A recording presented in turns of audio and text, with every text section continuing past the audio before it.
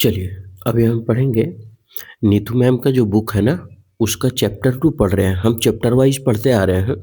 हम क्या कर रहे हैं कि जो क्वेश्चन जो चैप्टर के लास्ट में दिया हुआ है, नीतू मैम का बुक में, जिस चैप्टर पढ़ के आप लास्ट में मॉक टेस्ट लगा सकते हैं उस तरह से, तो हम वो मॉक टेस्ट को रिवीजन करके पूरा चैप्टर हम क्या कर रहे हैं, क्लियर कर रहे हैं। ठीक है? वही क्वेश्चन से पूरा चैप्टर रिवीजन कर रहे हैं। तो इससे होगा क्या? इससे ये होगा कि क्वेश्चन का प्रैक्टिस हो जाएगा। दूसरा, पूरा चैप्टर का रिवीजन हो जाएगा। तीसरा, आप जब एग्ज़ाम में देने जाइएगा तो इसको आप मतलब जैसे भी समझ में आए, डबल फास्ट, डेढ़ गुना फास्ट, जैसे भी करके देख लीजिएगा। इससे क्या होगा कि कम समय में आपका पूरा का पूरा चैप्टर रिवीजन हो जाएगा। ग्रामर का पोर्शन का कभी कोई प्रॉब्लम नहीं रहेगा। हम चैप्टर वाइज़ डाल रहे हैं, ठीक है? आप क्या करें कि इसको हम जो पढ़ाने वाले हैं, आपको लगेगा कि पता नहीं कैसा होगा, सेशन क्या होगा, टाइम बर्बाद तो नहीं चला जाएगा। तो आप क्या करें कि इसको 2 से 3 क्वेश्चन तक आप इस वीडियो को देखें। और 2 से 3 क्वेश्चन, 1 से 3 क्वेश्चन तक देखने के क्रम में आपको पता लग जाएगा कि ये वीडियो हमारे लिए बेनिफिशियल है या नहीं है, ठीक है? फिर आप वहाँ से डिसीजन ले सकते हैं कि ये वीडियो को हमको स्किप करना है या इससे हमें आगे सीखना है, ठीक है? हम इसमें क्वेश्चन में ये जानेंगे कि एरर कौन-सा है, और ये तो जानेंगे तो सब बताते हैं, लेकिन ये भी जानेंगे इसमें कि एरर कौन-सा नहीं है। और ठीक है, एरर जब कौन-सा नहीं है, तो फिर क्यों नहीं है, इसका कारण भी जानेंगे। तो उम्मीद करते हैं कि ये जो सेशन है आपको पसंद आएगा, अच्छा लगेगा। अगर अच्छा लगता है तो आप हमारे साथ कंटिन्यू बने रहिएगा, ठीक है? तो बढ़े पहला क्वेश्चन की ओर। चलिए, पहला क्वेश्चन का सिरिगनाइज़ करते हैं, बनाएँगे। पहला क्वेश्चन है, नोबडी सॉ हिम, कोई उसे देखा नहीं, सिंस द फायर ब्रोक, जब से आग लगी है। मतलब ये क्वेश्चन कहना चाह रहा है कि नोबडी सॉ हिम, उसको कोई नहीं देखा, since the fire broke in his locality, उसके लोकेलिटी में जब नहीं लगी ना, तब से का बात कर रहा है। अब थोड़ा सा जब क्वेश्चन आता है तो यहाँ समझने वाली बात यह है, यहाँ लिखा हुआ नोबडी, कोई भी नहीं। नोबडी मतलब कोई नहीं। सॉ हिम, सॉ जो है वो हमारा वर्ब टू है, ठीक? और वर्ब टू हमको क्या बताता है? वर्ब टू हमको बताता है पास्ट के बारे में। और ये जो पास्ट के बारे में बताता है तो बोलता है कि देखिए, आप सिंपल तरीका ऐसे याद रखें कि जो काम आज के पहले हुआ है, ठीक है, एकदम शॉर्ट, जो काम आज के पहले हुआ, ठीक है, जो काम आज के पहले हुआ है उसमें हम वर्ब टू का प्रयोग करेंगे। और जो काम आज खत्म हुआ है ना, जो काम आज खत्म हुआ है उसमें हम क्या प्रयोग करेंगे? उसमें प्रयोग करेंगे हम हैव हैज का, ठीक है? ये सारा कुछ हम अभी एग्जाम्पल के थ्रू आगे क्वेश्चन में बताएंगे। समझ में आ रहा है हम क्या कहना चाह रहे हैं? कि जो काम आज के पहले हुआ है उसमें वर्ब टू का प्रयोग करेंगे, और जो काम आज खत्म हुआ है वो क्या करेंगे? हैव हैज का प्रयोग करेंगे, ठीक है? Nobody saw him since the fire broke in his. अब यहाँ तो सही है, नोबडी सॉ हिम, कोई नहीं देखा। इसका मतलब ये भी हो सकता है काम आज भी हो सकता है, काम आज के पहले भी हो सकता है, ठीक है? लेकिन क्वेश्चन आगे पढ़ने से पता चलेगा। अब ये जो हिम है, ये क्या है हमारा? नोबडी, ये वर्ब है और ये हमारा ऑब्जेक्ट का काम कर रहा है। पहला में हमको अभी तक गलती नहीं दिखा है जब तक आगे कोई सेंटेंस हम नहीं पढ़ेंगे। उसके बाद लिखा हुआ है since, since the fire broke, जब से आग लगी। अभी जब भी सिंस दिमाग में आए तो आप याद रखिएगा कि अगर सिंस होता है, अगर सिंस होता है तो हम क्या करेंगे कि उसके बाद जस्ट आगे हम वर्ब का दूसरा फॉर्म ढूंढेंगे कि सिंस के बाद वर्ब का दूसरा है क्या। और अगर सिंस प्रयोग हुआ है तो उसके पहले हमको क्या ढूंढेंगे? ये वर्ब टू है तो पास्ट में चला गया, और जब पास्ट में चला गया तो इसके पहले हम क्या ढूंढेंगे कि भाई अगर सिंस के बाद, अगर सिंस आया है तो उसके बाद में तो वर्ब टू होगा, लेकिन उसके पहले हैव हैज आना चाहिए। उसके पहले क्या आना चाहिए?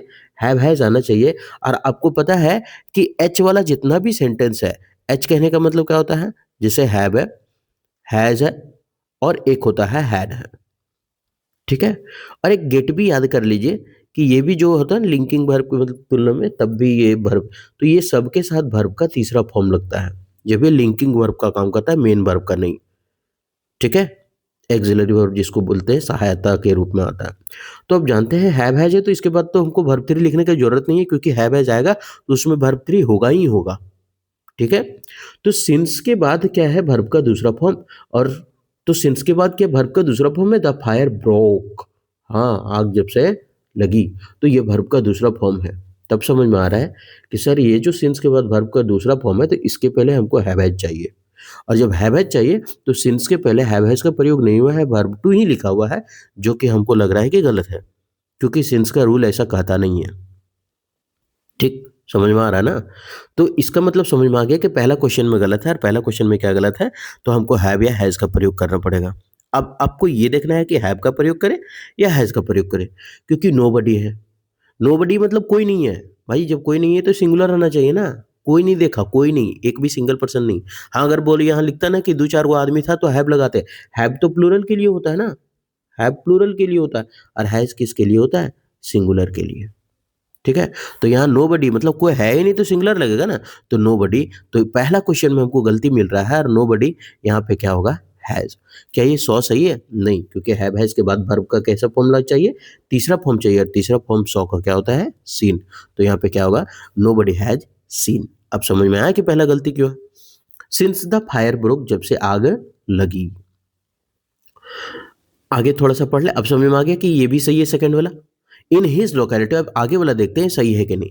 हिज लोकेलिटी, हिज लोकेलिटी, ये जो लोकेलिटी है हमारा नाउन है, और ये जो हिज है वो हमारा पजेसिव एडजेक्टिव है। तो पजेसिव एडजेक्टिव के बाद नाउन जो है वो आता है। ठीक है, नाउन आता है, और ये पजेसिव एडजेक्टिव नाउन है, सही है, गलत नहीं है। एक एग्जांपल के थ्रू हम समझते हैं। जैसे हम थोड़ा सा आगे का ये नेक्स्ट पेज ले लिए, इसी में बता दें, इसी में कहीं जगह ढूंढ करके यहाँ बता देते हैं। ठीक है, यहाँ अभी हम क्या बोले कि एक होता है, सॉरी ये तो दिख ही नहीं रहा है, वाइट ले लेते हैं। एक होता है पजेसिव एडजेक्टिव, और दूसरा होता है पजेसिव प्रोनाउन। ठीक है, पजेसिव एडजेक्टिव और पजेसिव प्रोनाउन, जैसे कि मान लेते हैं हिज है हमारा पजेसिव प्रोनाउन, और हिज है हमारा पजेसिव एडजेक्टिव, और हिज है हमारा पजेसिव प्रोनाउन। ठीक, जैसे और क्या है, योर है हमारा पजेसिव, योर, और पजेसिव प्रोनाउन कौन सा है? योर्स। ठीक, आवर, आवर्स। अब समझ में आ गया कि सर समझ में आ गया कि पजेसिव प्रोनाउन में एस रहता है, योर्स है, आवर्स है, लेकिन ये नहीं समझ में आ रहा कि हिज दोनों एक ही, तो हम पहचानेंगे कैसे? आप तो यहाँ पजेसिव एडजेक्टिव लिख दिए, हम कैसे जानेंगे कि पजेसिव एडजेक्टिव है? तो ये बात याद रखना है कि जब भी पजेसिव एडजेक्टिव है तो उसके बाद नाउन का प्रयोग होता है, और जब पजेसिव प्रोनाउन होता है तो उसमें नाउन का प्रयोग हम नहीं करते हैं। ठीक है, एकदम नहीं करते हैं। जैसे एक हम बच्चा वाला एग्जांपल के थ्रू ले लेते हैं जो बचपन में पढ़ते थे। जैसे एक एग्जांपल में बोलते थे कि this is your pen, this is your pen, your कलम, दिस इज योर कलम। ठीक, ये पहला एग्जांपल होता है। तो योर हमारा क्या हुआ? पजेसिव एडजेक्टिव, यहाँ देख रहे हैं ना। तो उसके बाद नाउन चाहिए, तो योर कलम, कलम हमारा नाउन ही है। लेकिन अगर यही चीज को हम लिखना चाहें तो लिखेंगे दिस कलम इज, दिस कलम इज योर्स। आप बताइए, ये योर्स है, यो हमारा तो पॉजिटिव प्रोनाउन है, इसके बाद तो नाउन आता ही नहीं है, तो योर्स के बाद कहाँ नाउन है? ये तो कुछ है ही नहीं। अब समझ में आ रहा है ना कि प्रयोग कैसे होता है नाउन और पॉजिटिव एडजेक्टिव। हाँ, तो ये हमारा अब क्या है? सही है। तो समझ में आ गया कि क्वेश्चन पहला गलत था। अब बताइए कि ये जो है पूरा डिटेल समझने में आपको कैसा लगा? अब आपको समझ में आ रहा होगा कि आगे देखना है या नहीं देखना है। ठीक है, हालाँकि देखिए समय आपका है, इसमें क्या बोलते हैं, घमंड और कुछ करने की मतलब ज़रूरत नहीं है ना? ऐसा कुछ नहीं है।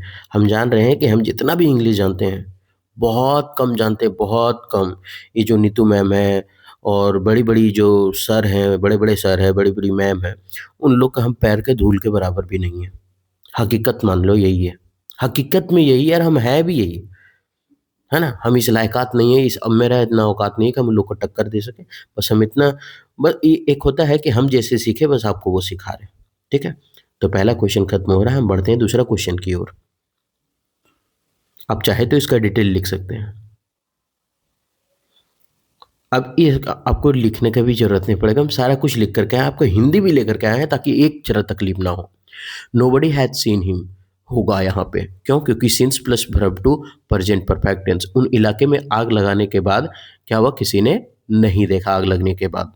थोड़ा सा और बता देते हैं यहाँ पे कि सिंस के बाद कौन कौन सा ऐसा वर्ड है जिसके बाद हमको वर्ब टू ढूंढना होता है। जैसे सिंस तो समझ में आ गया, ठीक है। हम यहाँ पे कोना में लिख दे रहे हैं, आपको दिख जाएगा। एक तो पहला सॉरी एक तो पहला हो गया सिंस, जिसके बाद हमको चाहिए तुरंत वर्ब टू, और उसके पहले चाहिए हैव या हैज। उसके बाद एक होता है बिफोर। क्या होता है? बिफोर, है ना। ये बिफोर के बाद हमको वर्ब टू चाहिए, और उसके बाद हमको क्या चाहिए? तो अगर बिफोर आ गया ना तो ये पास्ट ऑफ पास्ट को बताता है ना, इसलिए ये चलेगा हैड में। Sorry had had had had आ गया तो समझते ना कि हैव हैज हैड आया तो वर्ब थ्री लगेगा। ठीक है, कंफ्यूज नहीं होइए। एक होता बस, ये बिफोर का उल्टा है आफ्टर। अच्छा, बिफोर का उल्टा आफ्टर है कि नहीं है? अरे बिफोर मतलब पहले, आफ्टर मतलब बाद में। बिफोर का उल्टा हुआ ना आफ्टर, तो बिफोर का उल्टा जब आफ्टर है ना, तो ये उल्टा रूल भी लेकर के चलता है। ये बहुत कमीना आदमी है। तो यानी पहले इधर वर्ब टू होता था, अब जाकर के इधर वर्ब टू होगा, और इधर हो जाएगा आपका had plus verb three. Had plus verb three, ऐसा हो जाएगा। और एक होता है क्या? बाय द टाइम एक होता है। अच्छा, इसके बारे में हम आगे समझ लेंगे क्वेश्चन में, ठीक है। अच्छा, यही बता दें, एक होता है bye the time. Bye the time, इसके बाद क्या होता है? बाय द टाइम के बाद होता है वही वर्ब टू। मतलब सब ना, सब का सब एक ही, verb two verb two verb two, ये वो खाली आफ्टर उल्टा है। और इसके बाद फिर इसके पहले हो जाएगा had plus verb three. Had plus verb three. लेकिन ये चीज याद रखना है कि अगर बाय द टाइम रहे और आगे क्या रहे? वर्ब पहला और वर्ब पांच, मतलब प्रेजेंट टेंस में रहे, है ना। बाय द टाइम के बाद अगर मान लेते हैं वर्ब का एक या पांच हो, तो जो दूसरा सेंटेंस है, दूसरा सेंटेंस, वो जो दूसरा सेंटेंस है उसमें क्या लगेगा? Will have. विल हैव, और हैव के साथ तो जानते हैं वर्ब का तीसरा फॉर्म आता है। ठीक है, यहाँ ज्यादा घिचपिच हो गया, फिर आगे बता देंगे इसको। बढ़ते हैं दूसरा क्वेश्चन की ओर। यहाँ हो गया। नेक्स्ट दूसरा है बाय दिस। ये तो आ गया बाय दिस टाइम यार, हमको तो वहां डिटेल कर देना चाहिए था। कोई बात नहीं। By this time next year Ramesh will take his degree. मतलब एक सेंटेंस, अगर हम क्या बोले थे कि अगर एक सेंटेंस वर्ब एक और पांच में है तो आगे वाला जो सेंटेंस होगा वो किस में होगा? विल हैव और शैल हैव में। इसमें विल हैव लिख लेते हैं, विल हैव ज्यादा, विल हैव में। और इसके साथ हम जानते हैं वर्ब का तीसरा फॉर्म होगा अगर बाय द टाइम के साथ वर्ब एक और पांच आया तो। ठीक है, तो by this time next year Ramesh will take his degree. वो बोल रहा है कि अगले साल तक, वो इस समय तक वो ले चुका होगा अपना डिग्री, ऐसा बोल रहा है ये। ठीक है, तो अब यहां देखने वाले, अब वर्ब टू वाला तो बता दिए थे ना, इसके पीछे कि हैड प्लस वर्ब थ्री आता है, और अगर प्रेजेंट में रहे तो विल हैव आएगा दूसरा सेंटेंस। ये आएगा ना। यानी जब भविष्य में काम करने होने का समय तय हो, तब ऐसे याद रखते हैं ना कि जब भविष्य में, मतलब तय है कि भविष्य में इतना साल तक हो जाए। जैसे मार्च में हम अपने एग्जाम दे करके ना ट्वेल्थ का कंप्लीट हो जाएंगे, मतलब हो चुके होंगे इस समय तक, है ना। तो इसका मतलब वहां विल हैव लगेगा। ठीक है, अब देख लेते हैं by the time, by this time next year. यहाँ तो कुछ है नहीं, यहाँ तो केवल और केवल काउंट कराया गया सब्जेक्ट कैसा है ना। बाय दिस टाइम इस समय तक, अगले साल। अब समझ गए, अगले साल है मतलब फ्यूचर का बात है। Ramesh will take his degree, Ramesh क्या करेगा? ले चुका होगा, मतलब बोल रहा है कि इस समय तक। आप अगर चाहे तो लिख ले कि भविष्य में अगर तय हो जाए काम, तो फिर क्या लगता है? Will have. तो यहाँ सब सही है, बस ये इस विल की जगह क्या करना पड़ेगा हमको? Will have. क्या विल हैव करने से सही हो जाएगा क्या? नहीं, विल हैव करने से फिर आगे वर्ब थ्री चाहिए, तो ये टेक जो वर्ब का पहला फॉर्म है, तो यहाँ करना पड़ेगा टेकन। और फिर हिज डिग्री, डिग्री क्या है? नाउन, इसका मतलब ये तो पॉजिटिव एडजेक्टिव हो गया, तो ये सही हो गया। समझ में आ रहा है हम क्या करना चाह रहे हैं? इसमें हम ज़्यादा डिटेल इसलिए नहीं किए क्योंकि इसके बारे में जो है ना, बाय दिस टाइम और बाय द टाइम के बारे में इसके पहले हम चर्चा कर लिए इसका। ठीक है, समझ में आ रहा है? बड़े, तो इसका क्वेश्चन का आंसर हो जाएगा हमारा कौन सा? सेकंड नंबर, यानी कि रमेश विल हैव। नेक्स्ट, अब इसका डिटेल हम लिख दिए हैं, आपको चिंता करने का एक भी जरूरत नहीं है, और ना ही आपको लिखने का जरूरत पड़ेगा। विल हैव टेकन होगा। फ्यूचर परफेक्ट की बात हो रही है, अगले साल इस समय तक वो डिग्री ले चुका होगा।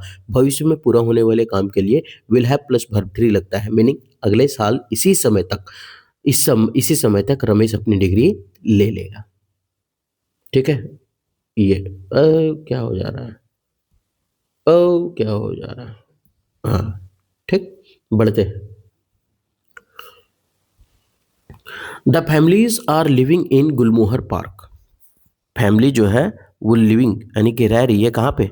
गुलमोहर पार्क में। For the last 2 decade. For the last 2 decade, पिछले 2 दशकों से। ठीक है, अब इसके बारे में थोड़ा सा देख लेते हैं। अब यहां लिखा हुआ है कि the families are living in Gulmohar park for the last 2 decade, है ना। अब एक चीज याद रखिएगा कि जहां सिंस का प्रयोग हो जाए, जहां फोर का प्रयोग हो जाए, तो हम लोग सिंस और फोर का प्रयोग कब करते हैं? जब हमको लगाना होता है परफेक्ट टेंस। क्या लगाना होता है? Perfect tense, present perfect tense जब लगाते हैं ना, तब हम लोग सिंस और फोर का प्रयोग करते हैं ना। तो यहाँ लिखा हुआ है फॉर द लास्ट 2 डिकेड।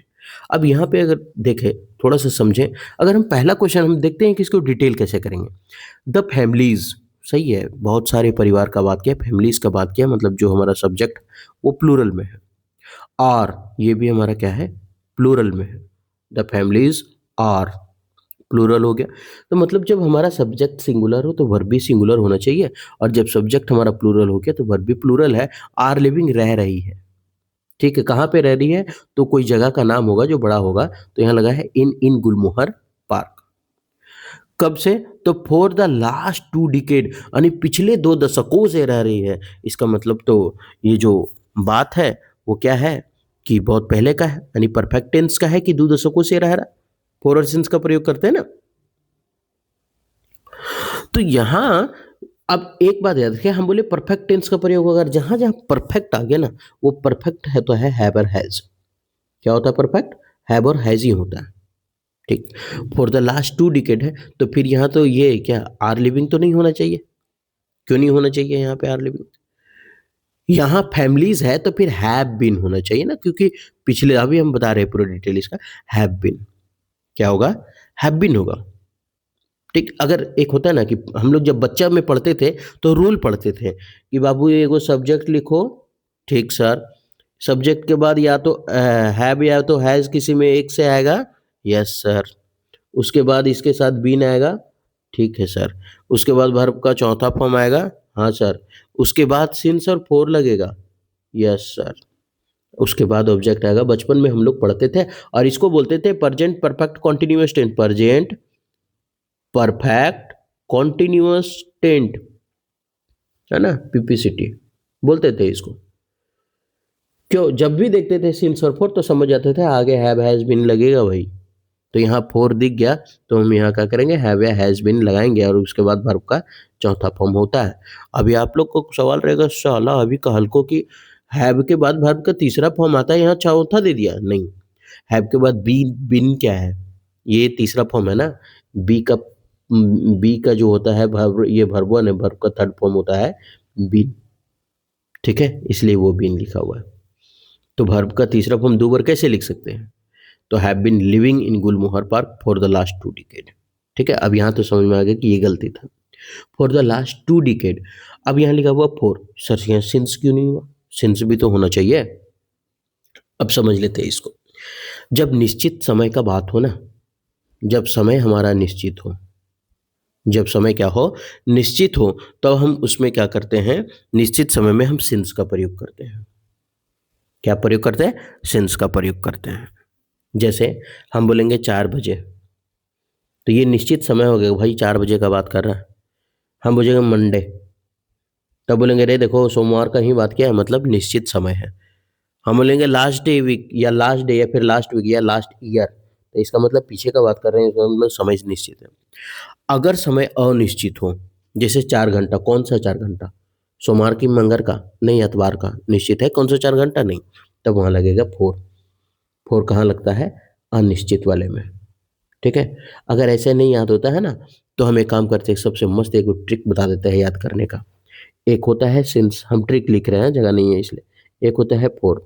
अच्छा, हम बोलेंगे आपको बिना पढ़े अगर आप अचानक क्लास में लेट से घुसे और क्या पढ़ा हुआ रहा, मैथ वाला मास्टर टेंस पढ़ाने लगा, आपको तो पता नहीं है, और जैसे ही बैठे बोले लिखो फोर, तो आप लोग क्या लिखेगा? Four.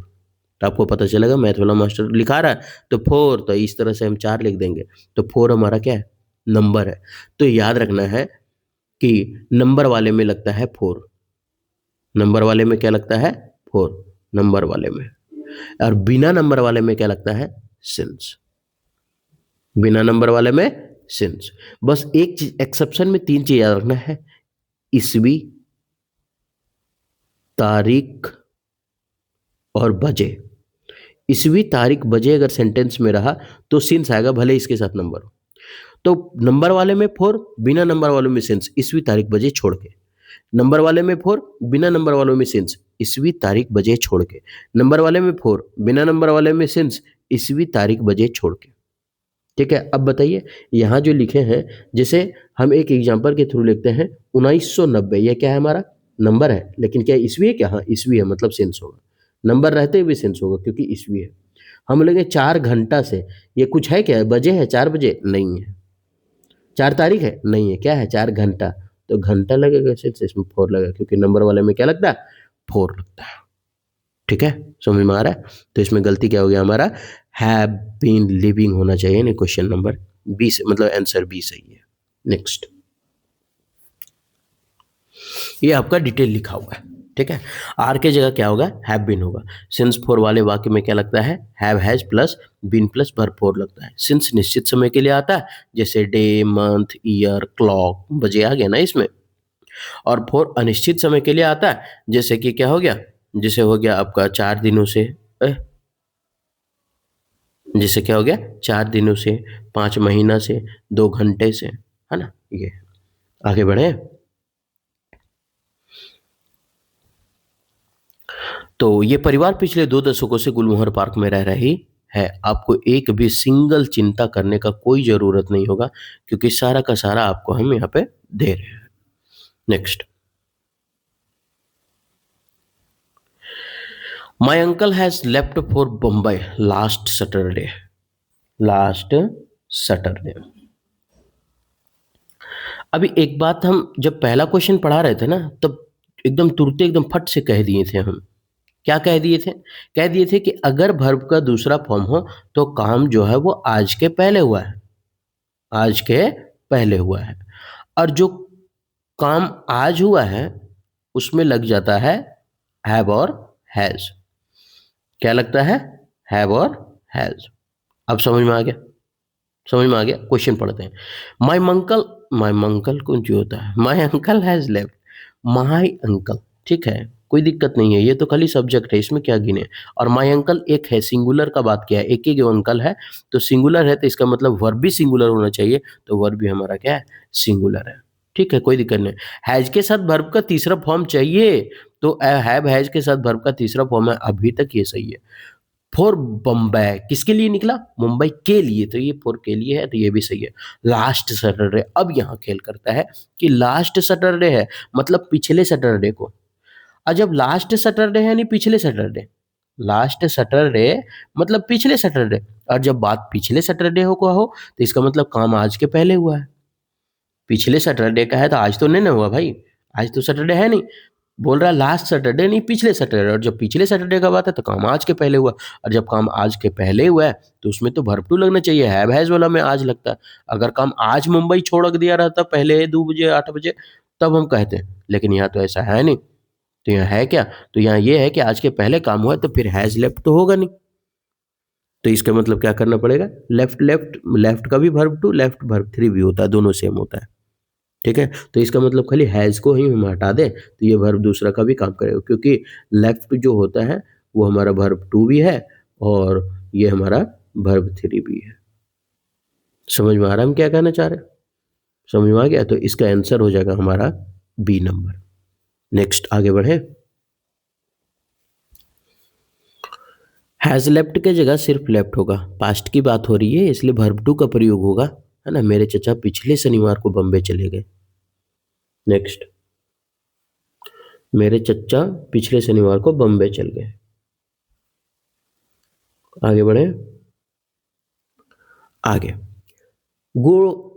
Good heavens, how has she grown, how has she grown, हे भगवान वो कितनी बड़ी हो गई।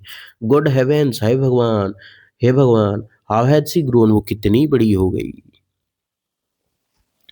अभी यहाँ क्या है, गॉड हेवेंस, हे भगवान, हे भगवान, हे भगवान, आश्चर्यचकित में कह रहे थे, एक्सप्लेनेशन जो ये वाला दिया है, क्या बोलते हैं इसको, क्या बोलते हैं इसको, भुला गए, ये सही है।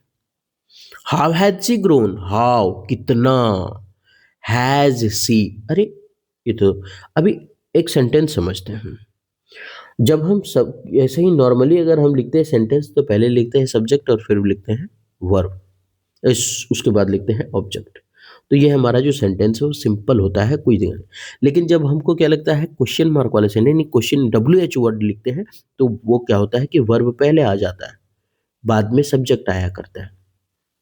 ठीक है, क्या लिखते हैं, बाद में सब्जेक्ट आता है, तो ये हो जाता है हमारा क्वेश्चन मार्क। लेकिन यह क्या क्वेश्चन पूछ रहा है, हे भगवान तुम कितना बड़ा हो गई रे, 4 फीट है, तब ना क्वेश्चन पूछ रहे हैं। लेकिन बोल रहा है हे भगवान वो कितनी बड़ी हो गई है, तो क्वेश्चन नहीं पूछ रहा है। और क्वेश्चन नहीं पूछ रहा है तो फिर वर्ब कैसे पहले आया, ये वर्ब कैसे पहले आया, ये तो सब्जेक्ट है, यहाँ तो सब्जेक्ट यहाँ होना चाहिए, वर्ब यहाँ होना चाहिए, क्योंकि आगे भी तो क्वेश्चन मार्क चाहिए हमको, क्वेश्चन मार्क तो है ही नहीं। तो इसका मतलब यहाँ तो होना चाहिए सी, और यहाँ होना चाहिए has. How she has grown, वो कितनी बड़ी हो गई, ऐसा थोड़ी पड़ा हाउ हैज सी ग्रोन मतलब तू कितना बड़ा हो गई है, 3.5 फीट, पूछ थोड़ी रहे उसको हम, हे भगवान फिर क्यों बोलेंगे, हे भगवान नहीं बोलेंगे ना, फिर हम सीधे से आकर सवाल पूछेंगे कि तू कितनी बड़ी हो गई है, क्या फीट का है, तब बोलेंगे हाउ हैज सी ग्रोन। लेकिन गॉड हेवेंस, हे भगवान कितना बड़ी हो गई तुम, तो इसका मतलब देख तो रहे हैं कि कितनी बड़ी हो गई है, देख रहे हैं मतलब क्वेश्चन तो पूछ नहीं रहे हैं, मतलब हम जान रहे हैं कि वो बड़ी हो गई है। ठीक है, तो हैज सी ग्रोन का क्या होगा, सी हैज ग्रोन, क्योंकि क्वेश्चन मार्क नहीं है। क्वेश्चन मार्क होता तो एक बार के लिए सोच लेते कि हाँ क्वेश्चन पूछ रहा है। ठीक है, तो समझ में आ गया कि गलती कहाँ है, तो हैज सी को सी हैज करना पड़ेगा, यानी कि बी नंबर, सबका बी आ रहा है यार। आगे बढ़े, नेक्स्ट, ये डिटेल, हैज सी की जगह क्या करना पड़ेगा, सी हैज होगा। सेंटेंस में क्वेश्चन मार्क नहीं है, इसलिए अफर्मेटिव सेंटेंस होगा, सीधा सीधी सेंटेंस होगा, हे भगवान वो कितनी बड़ी हो गई है ना, हे भगवान वो कितनी बड़ी हो गई। नेक्स्ट, आई एट नथिंग, मैंने कुछ नहीं खाया सिंस मॉर्निंग। अब जब सिंस आता है तो दिमाग में अब घूमने लगा ना कि क्या होना चाहिए क्या नहीं होना चाहिए, है ये दिमाग में घूमने लगा ना। आई एट नथिंग सिंस मॉर्निंग, हम सुबह से कुछ नहीं खाए। बिना नंबर वाले में सेंस लगता है कि नहीं, तो बिना नंबर, नंबर है ही नहीं, खाली ईस्वी तारीख बजे रहे तब सेंस लगेंगे। तब यहाँ क्या होगा, वो सुबह से कुछ नहीं खाई। अब बताइए, ये ठीक है कलम, ये वर्ब टू है, वर्ब टू का प्रयोग कब होता है, जब काम क्या होता है, आज के पहले होता है, आज के पहले होता है। तो आई एट मतलब काम आज के पहले हुआ है। आई वर्ब टू तो हम बताए थे ना कि जो काम आज के पहले होता है उसमें क्या करते हैं हम लोग, वर्ब टू का प्रयोग करते हैं। आगे लिखा हुआ आई एट नथिंग, हम कुछ नहीं खाए हैं, सिंस मॉर्निंग, कब से, सुबह से। हम बोले ना कि क्या होता है कि जब भी सिंस का प्रयोग हो, फोर का प्रयोग हो, तो उसके साथ हैज़ बीन, हैव बीन आएगा, सिंस मॉर्निंग, फोर मॉर्निंग। हम बोले थे सिंस कहाँ लगाए, बिना नंबर वाले में, लेकिन ईस्वी तारीख बजे छोड़ करके, तो ईस्वी तारीख बजे नहीं है, लेकिन बिना नंबर वाले में सिंस, फोर रहता तो नंबर हम ढूंढते। अब यहाँ देखने वाली बात है, जब सिंस आया तो हम क्या बोल रहे थे कि इसमें हैव बीन, हैज बीन तो लगना है ना, क्योंकि ये परफेक्ट कॉन्टिन्यूअस टेंस को बताता है। जो परफेक्ट कॉन्टिन्यूअस टेंस को बताता है तो क्या होगा, एक होता है परफेक्ट कॉन्टिन्यूअस टेंस जिसमें हैव बीन, हैज बीन के साथ वर्ब का चौथा फॉर्म आता है आईएनजी। एक होता है परफेक्ट टेंस, तो ये सिंस और फॉर दोनों में आ सकता है, परफेक्ट टेंस में भी आ सकता है और परफेक्ट कॉन्टिन्यूअस टेंस दोनों में यूज होता है। ठीक है, मतलब वो सुबह से अभी तक कुछ नहीं खाया है, तो काम कैसा है, काम आज का काम के बारे में बोल रहा है, मतलब सुबह से अभी तक कुछ नहीं खाया, तो आज ही के बारे में ना बात कर रहा है।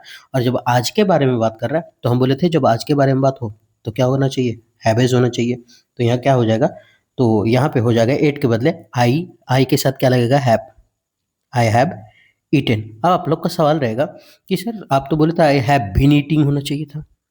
नहीं, क्यों नहीं, क्योंकि यहाँ जो है काम आज के बारे में बोल रहा है, मतलब जो सुबह नहीं खाया था भूख अभी भी है, प्रभाव अभी भी है, मतलब आज के बारे में बात है। ठीक है, और ऐसा नहीं कि सिंस और फॉर केवल प्रेजेंट परफेक्ट कॉन्टिन्यूअस में लगे, ये परफेक्ट में भी लगता है और परफेक्ट कॉन्टिन्यूअस में भी लगता है। ठीक है, मैं सुबह से कुछ नहीं खाई हूँ। ठीक, तो इसका आंसर हमारा हो जाएगा ए नंबर। देख ले आगे थोड़ा डिटेल, यहाँ क्या लिखा हुआ है, एट के जगह पे क्या होगा, हैव ईटेन होगा। क्या होगा, हैव ईटेन। सिंस फॉर वाले वाक्य में क्या लगता है, परफेक्ट या परफेक्ट कॉन्टिन्यूअस दोनों का प्रयोग हो सकता है। सिंस लगा है क्योंकि सटीक समय दिया गया है, सटीक होगा, है ना। मीनिंग है मैंने सुबह से कुछ नहीं खाया है। आगे बढ़ ले। He is having many friends here, he is having many friends here. हालांकि एक चीज बोलिए कि ही जो है हमारा सब्जेक्ट है, इसमें तो कोई गलती है ही नहीं ए में। इसमें ए में क्या गलती करे, सब्जेक्ट ही तो काउंट करा है, और क्या बोला है। तो ही इज, अब ही हमारा क्या है, सिंगुलर, तो वर्ब भी हमारा सिंगुलर होना चाहिए। तो वर्ब यहाँ पे सिंगुलर है, एस है तो सिंगुलर है ना। इज जिसके जिसके अंत में है ना, A for apple, B for ball, C for cat, बचपन से पढ़ते हैं, वही ट्रिक से याद रखते हैं। S for singular, S for singular कैसे याद रखेंगे, जिसके जिसके अंत में एस है वो हमारा क्या है, सिंगुलर है। जैसे इज लास्ट में एस है, सिंगुलर है। वाज लास्ट में एस है, सिंगुलर है। गोज लास्ट में एस है, सिंगुलर है। कम्स लास्ट में एस है, सिंगुलर है। अगर एस हटा दीजिएगा तो सब प्लूरल बनता चला जाएगा। तो ही इज ठीक है। अब हैविंग मेनी फ्रेंड्स, अब याद रखना है कि हैविंग का जो सेंस होता है ना, हैविंग का ज़्यादातर जो सेंस होता है वो खाने पीने में लगता है, ठीक है, याद रखिएगा। हमेशा खाने पीने में ज़्यादा यूज हुआ करता है ये हैविंग, ठीक है, ये खाने पीने के सेंस में यूज होता है हैविंग। तो ये बोला है कि उसके पास बहुत सारा दोस्त है। जब बहुत सारा दोस्त है तो यहाँ पे क्या होना चाहिए, ही हैज़। हैविंग की जगह क्या होना चाहिए, दोनों मिटा करके करो, he has. He has many friends here, उसके पास बहुत सारा दोस्त है।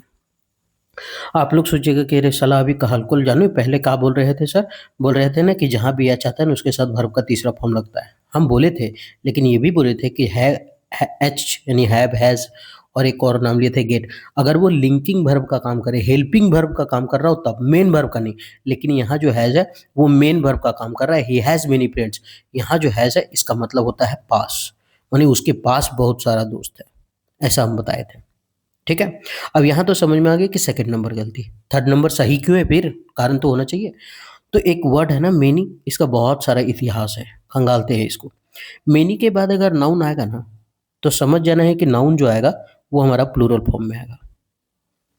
लेकिन वही चीज अगर मेनी के बाद ए लग गया, क्या लग गया, ए, तो समझ जाना है आगे जो नाउन आएगा वो कैसा आएगा, तो आगे नाउन जो आएगा वो हमारा सिंगुलर आएगा। लेकिन अगर रहा a great many, a great many, तो फिर क्या आ जाएगा, प्लूरल। नहीं समझ में आ रहा है, ऐसे याद रखते हैं। मेनी के तुरंत बाद अगर नाउन आ गया, बीच में कुछ नहीं होना चाहिए। तो मेनी के तुरंत बाद नाउन है तो प्लूरल है, चाहे जैसे भी हो। मेनी के तुरंत बाद नाउन है, प्लूरल। मेनी के तुरंत बाद नाउन है, प्लूरल नाउन होगा, है। लेकिन मेनी के बीच में अगर आ गया नाउन और मेनी के बीच में, तो क्या हो जाएगा, सिंगुलर। तो मेनी आ, फिर क्या होगा, सिंगुलर हो जाएगा, ठीक है। तब समझ में आया कि मेनी जो है बीच में तो कुछ है नहीं। ए तो सिंगुलर काउंटेबल नाउन लेता है ना, singular. A pen, an apple, ऐसे बोलते हैं ना, अ पेन्स बोलते हैं नहीं। तो मेनी फ्रेंड्स, मेनी के बाद प्लूरल नाउन आना चाहिए। ये नाउन हमारा क्या है, प्लूरल है हियर, यहाँ पे। मतलब समझ में आ गया कि ये सही है, गलत कहाँ था, तो हमारा बी नंबर गलत था, ठीक है। आगे बढ़े।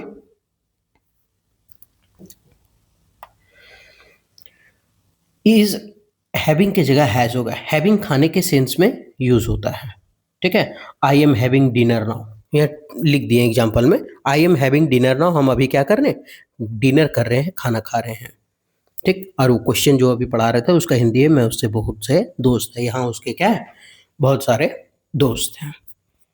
आगे बढ़ते।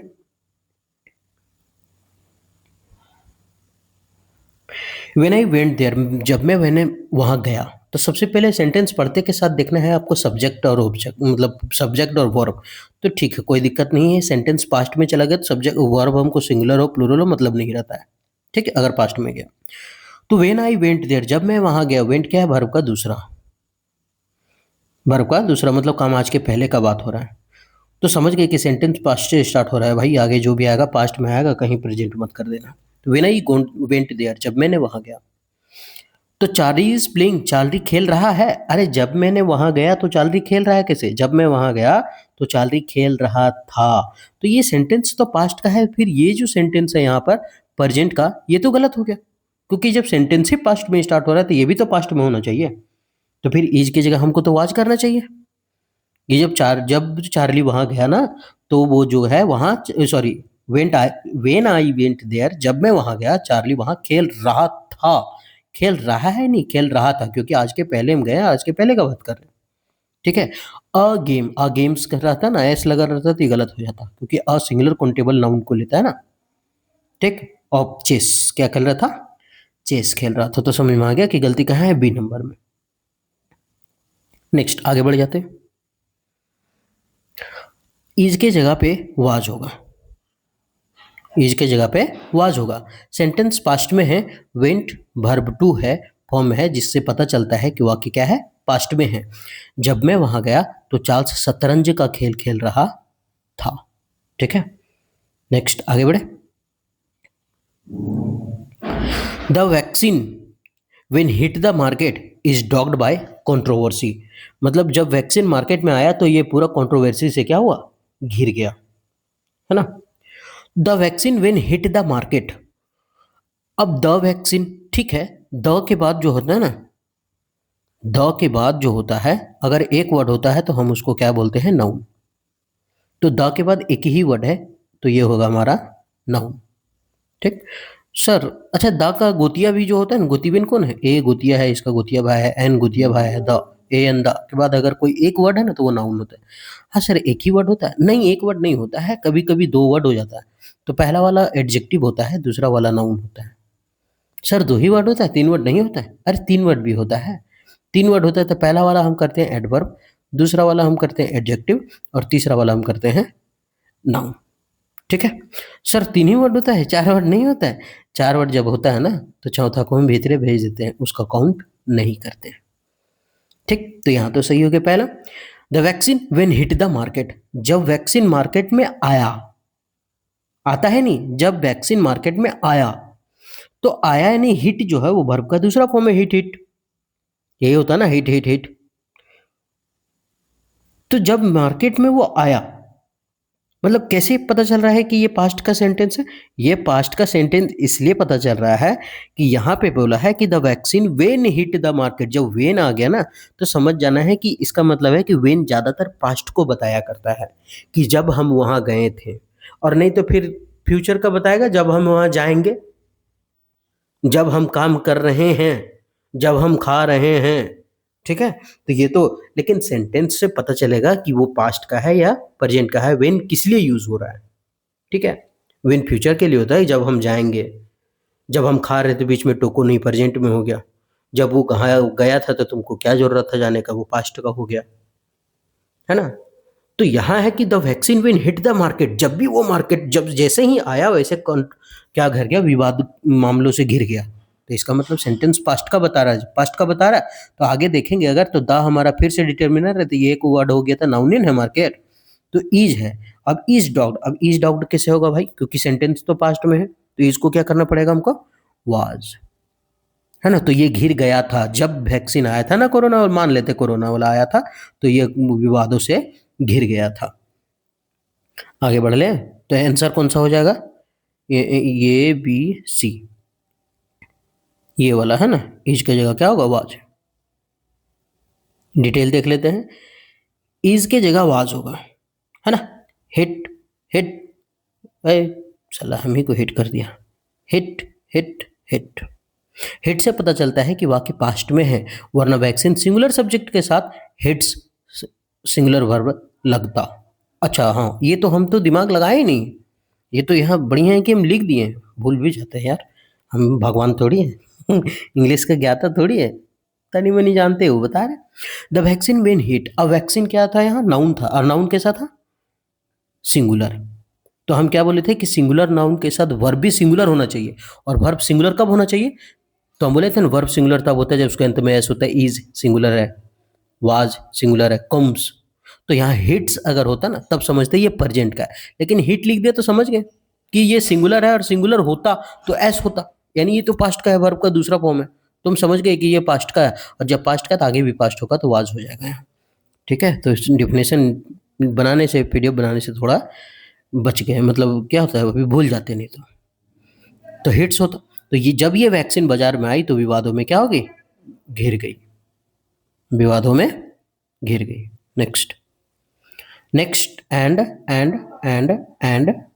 Last, the victim tried to tell us, जो विक्टिम है, विक्टिम मतलब वही पीड़िता, पीड़िती जो है, पीड़िती नहीं, जो पीड़ित है, ट्राइड टू टेल अस, हमें बताने का कोशिश किया, व्हाट हैज हैपेंड, क्या हो रहा था, but his voice was not Audible, लेकिन उसका जो साउंड था सुनने लायक नहीं था। मतलब बोल रहा है यहाँ पे कि the victim tried to tell us, हमें बताने का कोशिश किया, वर्ब टू, वर्ब टू। अब समझ गए, जब वर्ब टू आ गया तो सेंटेंस पास्ट का है। द विक्टिम ट्राइड, विक्टिम तो सिंगुलर है, अगर यहाँ प्रेजेंट का होता तो यहाँ होता है ट्राइज, ट्राइज होता है ना, तो लेकिन यहाँ तो पास्ट का चला गया तो हमको मतलब है ही नहीं सिंगुलर प्लूरल से। The victim tried to tell us, वो हमें बताने की कोशिश किया। टू जो है हमारा इन्फिनेटिव है और टू के साथ हमेशा लगता है वर्ब का पहला फॉर्म, ठीक है, तो टू के साथ ये वर्ब का पहला फॉर्म है, सही है। टू टेल अस, हमें बताने की कोशिश किया, ये ऑब्जेक्टिव है, क्यों, क्योंकि ये टेल वर्ब हो गया ना, वर्ब का तो ऑब्जेक्ट। व्हाट हैज हैपेंड, क्या हो रहा, अरे ये हैज कैसे आ गया भाई, ये जो हैव है, ये जो हैज है ये तो प्रेजेंट का बताया करता है, तो ये हैज कैसे हुआ, वर्ब टू है ना, तो ये हैव हैज कैसे हुआ, ये तो प्रेजेंट को बताता है, और जब प्रेजेंट को बताता है तो हमको तो सेंटेंस पास्ट में चल रहे, तो यहाँ तो पास्ट होना चाहिए, तो इस हैज को हम क्या करेंगे, हैड करेंगे। हैड हैपेंड, हैड के साथ वर्ब का तीसरा form, but is voice was not Audible, देखिए यहाँ भी पास्ट, यहाँ भी पास्ट, तो इस शकरकंद यहाँ छोड़ने आया था प्रेजेंट, तो यहाँ भी तो पास्ट करना पड़ेगा, तो his voice was not Audible, सुनने लायक था ही नहीं, ठीक है।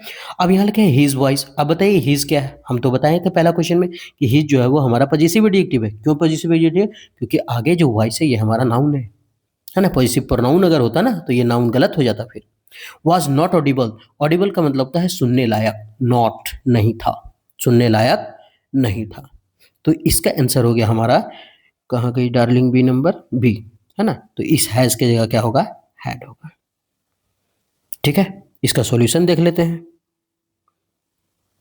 क्यों घुसा रही है, आगे बढ़ो।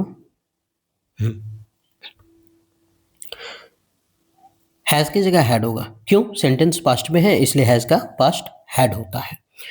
पीड़ित ने हमें यह बताने की कोशिश किया कि क्या हुआ था, लेकिन उसकी आवाज़ सुनाई नहीं दे रही थी, लेकिन उसका जो आवाज़ था वो सुनाई देने लायक नहीं था, ऑडिबल नहीं था, ठीक है।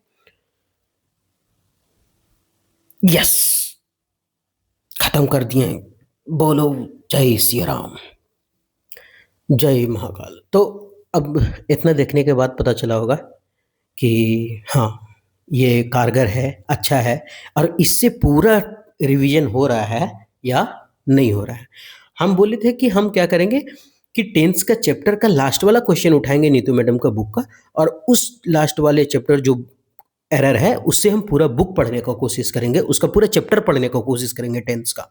इससे क्या होगा, पूरा चैप्टर पढ़ने से बच जाएंगे और जो काम का चीज़ें हम पढ़ के निकल लेंगे, है ना। अभी 10 ही क्वेश्चन पढ़े लेकिन 10 क्वेश्चन में कितना रूल जान गए। अब लग रहा होगा ना कि हाँ हम 10 क्वेश्चन पढ़ करके पूरा एकदम बुक मतलब चैप्टर हम रिवीजन कर सकते हैं। और भी है, ऐसा नहीं कि 10 खत्म कर दिए, लेकिन 10-10 लाते, क्योंकि लंबा वीडियो हो जाएगा ज़्यादा लाएंगे तो, है ना। इसका 2 वीडियो और होगा मेरे ख्याल से, 10 हो चुका है, 10 करके हम लेते आएंगे, पूरा रिवीजन करते चलेंगे, मज़ा आएगा इसमें। तो उम्मीद करते हैं कि ये सेशन आपको ठीक लगा होगा। अगर ठीक लगा तो आप हमारे साथ कंटिन्यू बने रहें, और फिर मिलेंगे हम नेक्स्ट वीडियो में। तब तक आप अपना ख्याल रखिए और एसएससी की तैयारी बढ़िया से करते रहिए, बने रहिए। इस बार 100% गारंटी कि आप अगर बने रहें, अगर इंग्लिश की वजह से कोई एग्ज़ाम रुकता है तो हम उसको रुकने नहीं देंगे, हम उसको बाधा बनने नहीं देंगे, ठीक है। तो आप चाहे कितना भी कमज़ोर हों, या फिर अगर आप बहुत, ये होता है इंग्लिश माध्यम छात्र वाले को, अगर हम बहुत तेज़ है और ये लग रहा है कि बेसिक है, तो आपसे हाथ जोड़ के निवेदन है कि यूट्यूब पे तो बहुत बड़े-बड़े टीचर हैं, हम तो उनका पैर पैर का धूल भी नहीं है, ठीक है। आप वहाँ देख सकते हैं, ऐसा नहीं कि मेरे में एटीट्यूड और घमंड से बोल रहे हैं, ऐसा इसलिए बोल रहे हैं कि आपको हो सके वहाँ ज़्यादा जानकारी मिल जाए, है ना। तो अगर किसी को कुछ बुरा लगा हो तो माफ़ कीजिएगा, फिर मिलते हैं नेक्स्ट वीडियो में, तब तक आप अपना ख्याल रखिए।